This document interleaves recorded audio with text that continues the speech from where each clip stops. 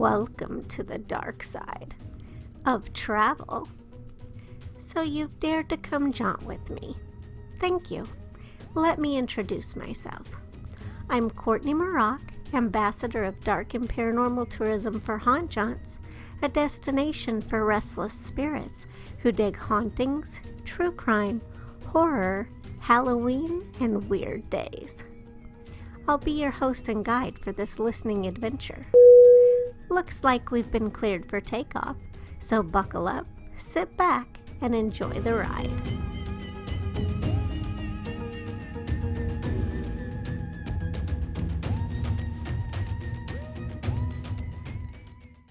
Hey, Courtney, this is Dave. Thanks for talking with us today. Oh, I'm the one who needs to thank all three of you. Hello, Dave, Cindy, and Shane. Hi. Hello. Hey, how are you? Good, thank you. What about you three? Doing great. Living the dream. I love it. All the different answers. Thank you again for doing this. I got the chance to watch the Phantom Hand episode, which is it the 29th that premieres? Yes, October 29th on Travel Channel, right after the Ghost Adventures Halloween special at Joe Exotic Zoo. They're going to go for season 2, so it's going to be pretty exciting. What did you think of our premiere episode, Courtney? I thought it was awesome, and I was going to, at first I was going to say, whoa, Joe Exotic Zoo might be a tough act to follow, but you guys, you will nail it with yours, because it's really, it's good, so, and I ask people sometimes, you know, if they have questions that so I'm going to start with those because I know I only have like 15, 20 minutes and if we run out of time, but I'm going to start with one from my friend Priscilla Bettis, who wrote, she would want to know if the Holzer Files, if they only investigate dark spirits and demons or if they ever investigate angels. Well, that's a great question, and thank you for asking that. We, I've got to say this in all honesty. In season 1, and I don't want to give anything away about season 2, we didn't confront any demons. Maybe some personal demons of the spirits that were in the locations. It's real easy to jump to that demon bandwagon, but sometimes it's just a misunderstood or irritated spirit. When I got knocked on my butt in the Whaley House episode in season 1, it's very easy that we could have jumped to that being a demon, but we took a deep breath, we examined what we were up against, who we were talking to, and realized that what it was spirit that felt he was a hero to his people and was mistreated and eventually murdered and had a tie to the Whaley family. So I think his hitting me was out of frustration as opposed to it being a demonic force. And we're very cautious. Although we may call the spirits dark, that's because of the type of energy and the type of activity they're creating. But the true demonic hauntings are not nearly as prevalent as people believe. Sometimes it is really just misunderstood stories and misunderstood or misinterpreted actions by the spirits. So we do. And then this season, there is an episode where we capture something on film that I don't want to say is angelic, but it certainly gives you pause to consider what is it exactly that we came into contact with, and it's spectacular. And that was an episode that blew me away. I think all of us, it was the first time we saw something this profound on film that we were able to capture, and it's stunning. Oh, that's a good tease. Yes. And then this next one is sort of directed towards Cindy, and it comes from my A Haunt Mess podcast co-host, Dee Dee, who is also the Haunted Hour hostess on Twitter. And we had done this, the Haunted Walks Ghost Tours. They put out this thing called the Haunting at Home experiment, which we had to do for, our podcast, give that a try. And one of the things was automatic writing. So Dee Dee was super curious because we know you do that, and none of us really, had ever tried it before or had success, but she wants to know, does it come in your head first, or is your hand going on its own? And is it something you had to practice at, or how does all that work? Yeah, that's a great question. So automatic writing, it doesn't come into my head first and then to my hand. It's a stream of consciousness. So it's coming out on the paper. I'm seeing it at the same time as everybody else is. So I'm literally allowing, the spirit to, in a sense, take over my hand. It's not that I'm, not in my body, because I am, but I'm not hearing it and writing it. It's coming through in real time. For me, honestly, automatic writing was something that happened very naturally for me. I think, as mediums and psychics, sometimes we have one gift that just comes really, easily. And so that, for me, that was automatic writing. So it wasn't something I really had to practice a whole lot. I think the practice came that I had to learn how to just slow myself down and control it a little bit more, which when you watch the episodes, you see it's still really fast. It's hard to slow down. But for anybody wanting to learn automatic writing, I think the best advice is to just simply allow yourself to, be open. I guess there's something we say in the mediumship community, to be a medium, you have to lose your mind. And it's kind of funny because it's true. You have to be able to step outside of yourself long enough to let the information come in. So that's my advice, and some people practice and it comes more naturally over time. But it's about being open and not overthinking and allowing spirit to just channel through you. Which is why the three of us get along, because we've all lost our minds at one point or another. That's right. That's true. I know every episode, I'm like, is this today? Am I going through this today? Well, that is a perfect segue into my next question for Shane, because it looked at one point during the episode, you were about to lose your mind. Well, not just one point, a couple of times. Like Cindy would say, so just she's being open and receiving, and she'll say it, and your eyes were like, you're so expressive, and it was great. But I wondered what unnerved you more, when Cindy said she felt like she was looking through the eyes of the murderer, or when Dave told you to investigate in the pit? Oh, that's a very good question.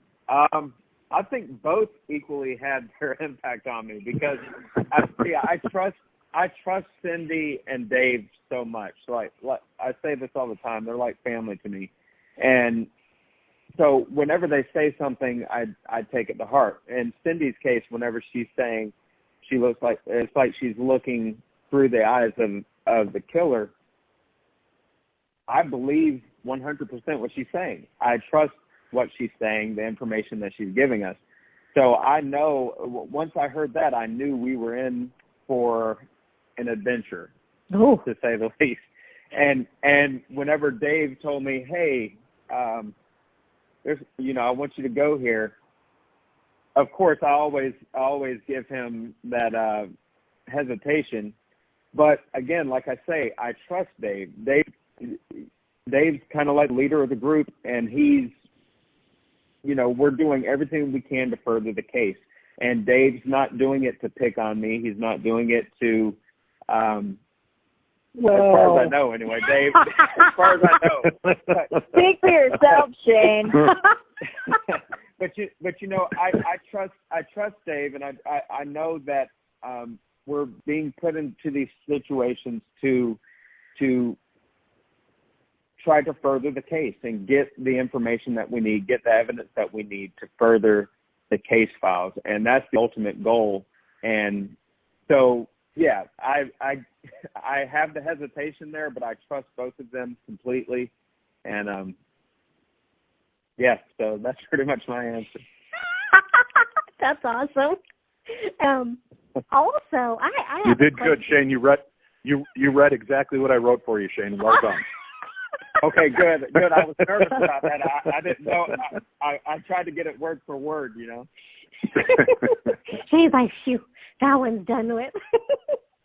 And I had a question, because you guys catch, speaking of the pit, because that part kind of freaked me out. I don't like being, confined really either. And so I was like, holy, I don't know. I can go a lot of places, but I don't know if I could have done that. But when the camera swings, and I won't say what you guys catch because it's a great catch, but Shane has a pretty big experience down in the pit.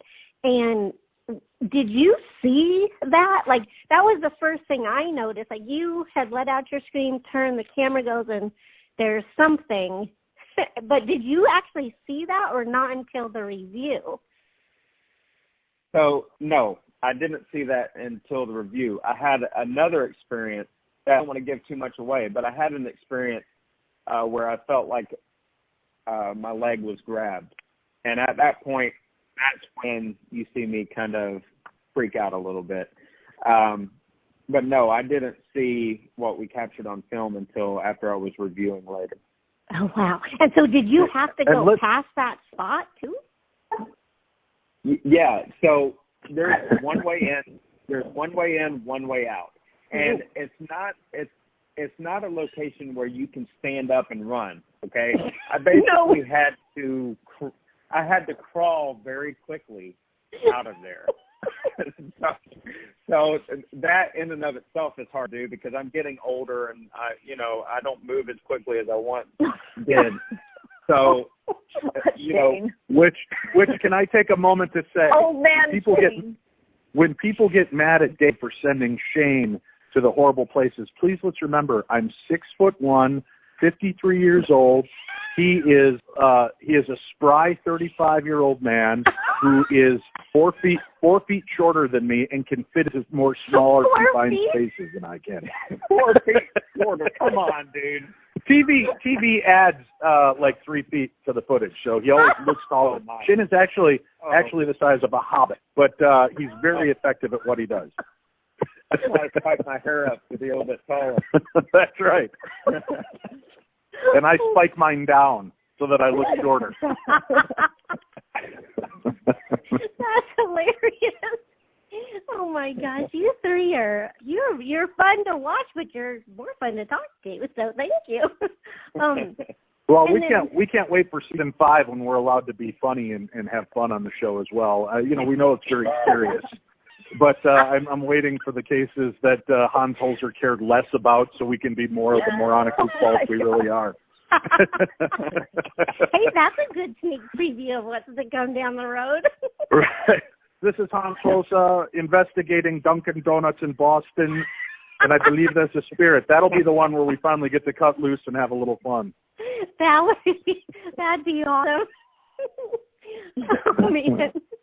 And you guys, and again, I don't want to give too much away, but you kind of stumble through this case of Hans's that you kind of stumble across history and a true crime mystery. And I didn't get to screen all the other episodes, but, reading some of them, that seems to be a theme. I don't know if all of them, but there's definitely a lot of history. Will there also be other true crime mysteries that people see this season? There's aspects of that really in every case when you look at sometimes the revealing nature of how some of these people died. This one definitely is a more standout episode with the story, but we uncover a lot of really interesting facts that have been whitewashed by history throughout this series in season 2. So there are elements. I mean, look, we go to the Surratt Tavern, the location that John Wilkes Booth rode to after he assassinated President Lincoln. So there's true crime there. Plus what really took place, who was involved, and did the right people pay for that crime? So there are aspects of that. And what we all love about the show is it's not just your standard paranormal investigation show. A lot of it's very CSI feeling. We're really diving deep into history and uncovering the truth, getting to the bottom of this and what is causing these spirits. Not just, yep, it's happening, but why is it happening? And who is it happening to? And why are they the people that are being focused on? So I feel a lot of it is treated very much like a true crime genre style show with the paranormal. It is, and it's cool because it's from Hans Holzer's files, Dr. Holzer, and then you guys bring a whole different. I mean, you base off of that, but what you bring, it's really cool, really cool. Thank you. Yeah, and I just have a random, funny question for all of you. Well, it's not so funny, but what is each of your favorite colors? Ooh, this is Cindy. My two favorite colors are red and black. Ooh. This is Shane. Mine would be black and blue. Oh. Okay, Dave. Mine is chartreuse and periwinkle. I just want to be different and sound more. You know what? It's anything but black at this point. I'm so tired of wearing black on TV, but it is slimming. And TV is known to add 118 pounds, so I'll take any help I can get. That's hilarious. Yeah. See, I knew it. I knew it wasn't a funny question, but I had confidence in life. Well, I'll just thank you because I know you've got a jam-packed day, and I thank you so much for your time, and I'm excited to see the rest of the season. Hey, Courtney, if I can mention as well, keep an eye on Cindy. And Cindy, maybe you could tell them how to find out. Cindy does a lot of great mediumship galleries online so that you can keep in touch with her, see what she's doing in the off-season. You can also keep up with me at darknessradio.com, the best in paranormal talk radio. We're still 15 years in and doing our radio show every Tuesday, Wednesday, and Thursday. So any way that you get your pod, Darkness Radio. But Cindy, how can people find your live programs? Yeah, so I've been doing all of my live events on Zoom because of COVID, but I list all of my events on my Facebook page, Medium Cindy Kaza. So go to my Facebook, and that's where you'll be able to sign up. And also I post some stuff on Instagram at Cindy Kaza, Medium Cindy Kaza. Oh, this is fantastic. And Shane's got a new project, too. Yeah, Shane's got a new project, too. Shane, throw it at her. Yeah, so I've got a new project. It's with a couple of guys locally that I kind of grew up with. So we're investigating some local haunts and stuff like that. Stuff that, you know, I had kind of got introduced to the paranormal with. These locations were some of the first locations that I would visit. So yeah, I have that. So you can find me on Facebook and on Twitter at Starring Shane, Instagram at Starring Shane as well. Oh, that's exciting. Look at you three. Is that what, did you guys do all this through the COVID stuff? Well, no, Dave's been Darkness Radio for a long time, I know, but did COVID kind of inspire Cindy and, well, I guess, yeah, because of the COVID, right, Cindy, you had to do the Zoom stuff, you said that, but what about you, Shane? Did that inspire your new project?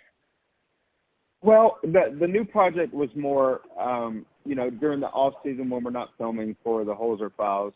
It was something that we've been tossing around the idea for a long time.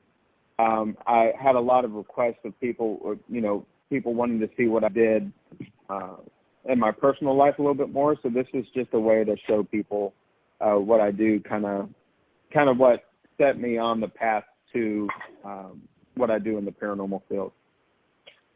Oh, that's cool. Oh, Dave, I'm so glad. See, you're the pro at this. I wouldn't have thought to, you know, plug all that stuff or even ask. So I'm glad you threw all of that in there. Thank you. Well, we are attention whores and demand it, so it's the only thing that's possible. Thanks for having us on. We appreciate it, Courtney. Yeah, thank you so much.